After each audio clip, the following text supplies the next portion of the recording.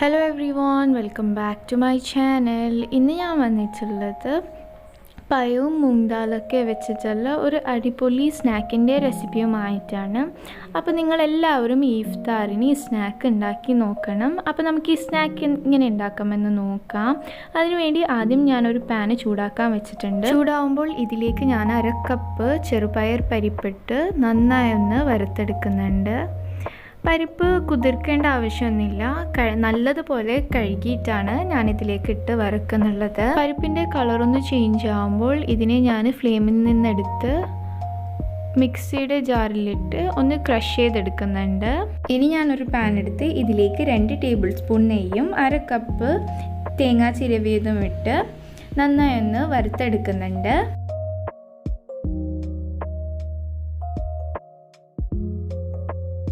തേങ്ങയുടെ കളറൊക്കെ ഒന്ന് ചേഞ്ചായി വരുമ്പോൾ ഇതിലേക്ക് നമ്മൾ ക്രഷ് ചെയ്ത പരിപ്പ് ഇട്ട് കൊടുത്ത് മിക്സ് ചെയ്യുന്നുണ്ട്. ഇനി ഇതിലേക്ക് ഞാൻ 1/4 കപ്പ് ക്രഷ് ചെയ്ത പീനട്ട്സ് ഇട്ട് മിക്സ് ചെയ്യുന്നുണ്ട്. ഇനി ഇതിലേക്ക് ഞാൻ 7 ഡേറ്റ്സ് ചെറിയ കഷ്ണങ്ങളാക്കി മുറിച്ചതിട്ട് മിക്സ് ചെയ്യുന്നുണ്ട്.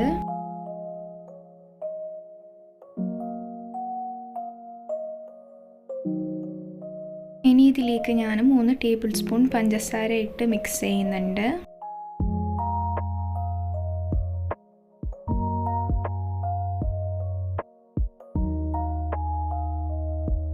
അങ്ങനെ നമ്മുടെ ഫില്ലിംഗ് റെഡി ആയിട്ടുണ്ട്. ഇനി നമുക്കിതിനെ എടുത്ത് മാറ്റി വെക്കാം. ഞാനിവിടെ 3 നേന്ത്രപ്പഴം ആവിയിൽ വേവിച്ച് എടുത്തിട്ടുണ്ട്.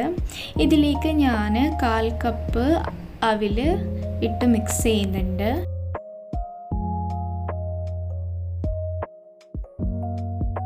ഞാനിതാ ഇതുപോലെ കയ്യിലേക്ക് ഗീ തടവിയിട്ടുണ്ട്. നമ്മുടെ പഴത്തിൻ്റെ മിക്സറിൽ നിന്ന് ഞാൻ കുറച്ച് പോർഷന് ഇതുപോലെ എടുത്ത് കൈകൊണ്ട് ഇതുപോലെ ഇങ്ങനെ പരത്തി കൊടുക്കുന്നുണ്ട്.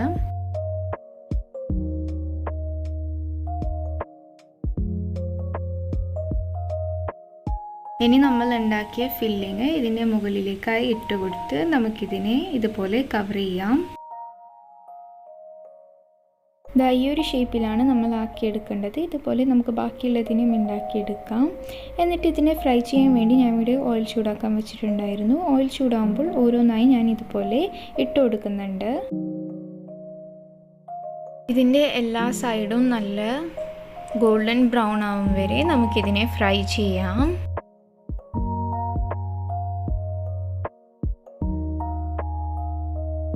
അങ്ങനെ ഇത് റെഡി ആയിട്ടുണ്ട്. ഇനി നമുക്കിതിനെ ഓയിൽ നിന്നെടുത്ത് മാറ്റാം.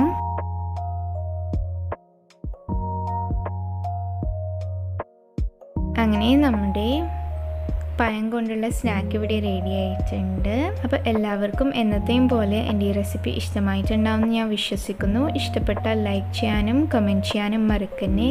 പിന്നെ നിങ്ങൾ ഇതുവരെയായിട്ടും ഇത് ട്രൈ ചെയ്തിട്ടില്ലെന്നുണ്ടെങ്കിൽ തീർച്ചയായും ട്രൈ ചെയ്ത് നോക്കണേ. അപ്പോൾ അടുത്തൊരു നല്ലൊരു വീഡിയോയുമായി ഞാൻ വരുന്നവരേക്കും ഗുഡ് ബൈ.